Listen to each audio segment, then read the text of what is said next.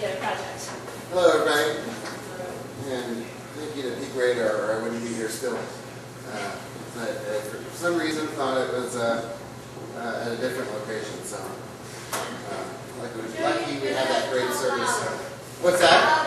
Oh, okay. Well, I was just saying thank you to Peak Radar, because otherwise I wouldn't still be here.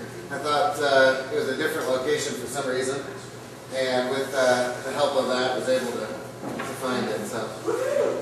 All right. I'm just gonna. So this is.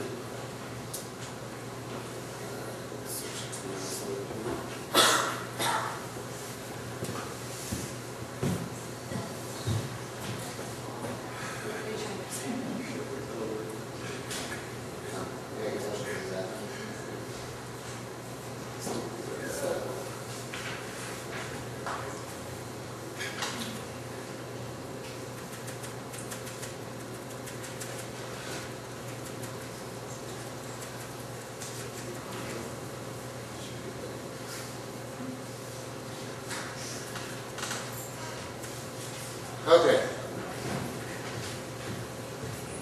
Thanks for having me. I'm here about the Manitou Amphitheater project.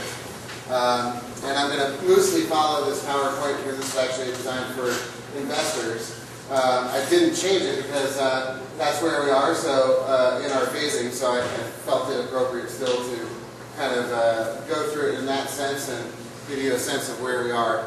The Manitou Amphitheater project was conceived by the Craftlagerfest board, and it came because we have been running out of space. Throughout the years, we've been growing about 40% per year. We moved parks 2 years ago. We've essentially outgrown that already.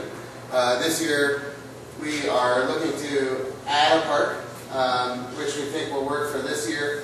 Next year, we would need to add all parks in the area, close the street, and hopefully have enough space. But we're not alone. In Manitou, there's lots of big events, and a lot of them are running out of space. And there's a lot of events we can't have as a region just because we don't have good space for those types of events. So what we did was use some of our partners in the music industry and their knowledge to come up with this plan in part, and did a feasibility study essentially of an event center. And so I'm going to walk you through that. We just started by talking to other events like the coffin races. The Chamber in Manitou estimates that, as well as City Council, that if it grows at all, the city will become liable for any injury because they have no emergency responsibility because it's overcrowded. So they've gotten to kind of the extreme point. The wine festival, if you guys went this year, you could barely breathe because somebody was taking your air. And there's many other events like that. So we wanted to solve that. Just started to look at how would that work. We looked at, could we buy land, create a new park that was privately owned, so it wouldn't fall under issues that we faced in our town. And really the Lager Festival by itself would be way too risky of a investment by a bank because we have 2 days a year to generate revenue. So even though we're a very large event, that's still quite risky for a mortgage bank. And so then we went to study what is our area like compared to others. When we started with what the EDC had done to study comparable cities. And what we found is those comparable cities have 700 to 900% more venues than we do. Also quite a lot more diversity. And of the venues that they have, they're running a lot more events. And the best example is of the more event type of things that happen at the World Arena. They had 9 events last year. The Broomfield Event Center did 128 in 8 months. Can I correct? The World Arena didn't have 9 events in a year. That's why I said of those of like the concerts and festivals. Yeah, you had lots more events. That's why I didn't want to pigeonhole you. Just so just of those kinds of events. And really, you guys are pretty full with the hockey and the graduations and all of the different things. So there's clearly a need for more space. The Phil Long Event Center handled that type of event, the home shows, the car shows, and Rustic Mushrooms Hills Event Center has tried to fill that gap, as has Mr. Biggs. But neither of them really could handle, even like an event like the Craftlagerfest, those kinds of things. It's not designed for that type of event as a big white box. Mr. Biggs does have one, but they're space constrained. There is certainly sound quality issues there. So to host a top quality event, you know, it's really not there. With the Pikes Peak Center, you have the best acoustics and a specific type of setting, so it's not quite as multi-use. It's great for what it can do. It's a fabulous venue, but it's somewhat limited. And so those were the things we started with in looking at it. And what I did was start by bringing in my cousin, who's been an institutional real estate developer for the last 20 years. He's helped develop TBC Avenel and other large developments from commercial to residential. And now he's moved into project finance in terms of green energy and things like that.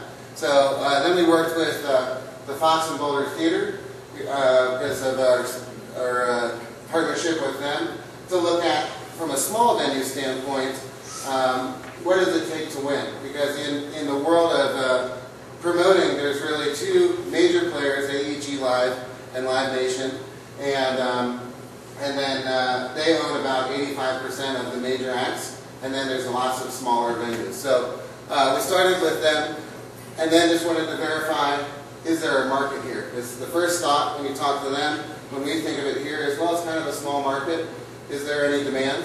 We found from Live Nation that in their surveys, Coloradans see concerts 5 times more frequently than anywhere else. As I mentioned, compared to other cities, we're drastically underserved. And then we designed this anchored with the brewpub because venues make most of their money off of concession sales. Also, if you're brewing your own beer, cost of sales is 5%, so that obviously helps the bottom line. And in the West End, in the state known as the Napa Valley of Beer, there is no brewpub for tourism to go visit and take part in. So obviously Colorado Springs has great weather, about 300 days a year of sun, and we have no way to take advantage of that in terms of an event center. So those were some of the factors. We looked at who would want to come, who would be the right market, and really looked at why Manitou, because as you know, they have very limited space right now. The site that we procured is quite hilly and very difficult to develop on, but that gives it the kind of mini Red Rocks feel because you're developing right into the side of the mountains. That helps with acoustics as well. And in our location, there's actually 3 highway access points. So in Manitou, that's known for bad traffic, we actually have a good way to get people in and out. So essentially what we're working on is an indoor and outdoor music venue. And best seen by here, you can come up, but on it, the stage being in the middle of the two, with the PA system to flip around. So we can actually run an event in the brewpub for a band that's, say, really small, like a bar band. As they grow, go to 500 seats indoor, up to about 2,200 seats as they grow larger in the outdoor amphitheater. Then we can move them to about 3,000 to 4,500 as they grow. Part of that design is well, I'll get to that in a second, but part of that is because we actually put the seating in the back to act both as a sound wall and to allow for space changes. So the lawn seating is up front, therefore if it's like the Philharmonic is never going to sell 4,500 tickets, they wanted to do a laser light show, it could be a picnic in the park, you know, camping or picnicking on the grass and things like that. So what that comes with then is the venue gives the ability to grow with the artists completely throughout their career. And in talking to the different promoters, that allows for bands as they outgrow you to want to come back because of the relationships made. So that gives a good chance for them to really foster a relationship with you and want to come back even when they're oversized. And of course for a venue, that's a great show to have. This design being kind of a flat open space, both outdoors and indoors, and scalable, allows us to control the security and cost to each event, which means we can handle a lot more types of events and make them feel full, make them work for that event promoter, and therefore have lots of types of events that we can host. talked about the brew pub already, and in terms of partnerships, the music industry is very interested, as is things from the TED type speakers, the city itself, and lots of people that we've talked to. This is the overall design. So in here you have your lawn seating, your outdoor seating. Up here is your indoor venue, and then down here would be the brew pub. Everybody asks, where's parking? It's not pictured here, it's actually above it, except for the brew pub has its own parking down low. That actually gives Manitou about 900 more spaces, which is about parking for about 2,200. And then we have off-site parking with shuttling to go to the 4,500. So it's going to help the city a lot just in their events in general. And there we go. So we designed this in terms of investors, in case somebody asks, to be able to be phased. We're actually looking at phasing just the brew pub initially, depending on different factors. That way we can grow into the other two if we need to, depending on the investors that join the project. It could happen all at once. Past that. And then what we're looking at with them is just de-risking along the way. So we're improving the revenue with contract-based financing. We're improving the model, getting third parties to prove our findings, things like that, just so that each stage it's de-risked for them. We have a long way to go because it is quite a lot. I guess that was the one I skipped. In total, the project's about $26 million when you add operating capital, and construction is 14. And we're kind of looking at local investors initially, and then the institutional investors that my partner has down the road. So I think that's about everything. I'm sure you have lots of questions, and I'm happy to answer them.